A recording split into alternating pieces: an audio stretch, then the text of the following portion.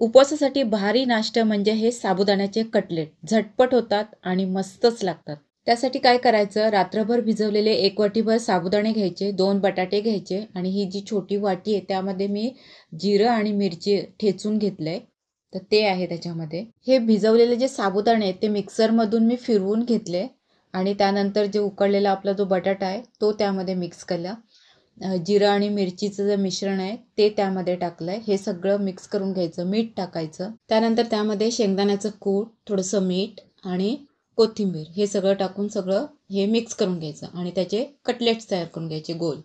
ह्या मिश्रणाचे गोल असे कटलेट्स तयार करायचे. हे मी कटलेट्स आपले तयार केले आहेत.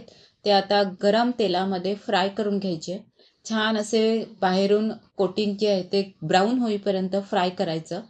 म्हणजे ते छान असे कुरकुरीत लागतात आणि त्यानंतर खायचे दह्याबरोबर आणि उपवासाचा दिवस मस्त असा एन्जॉय करायचा.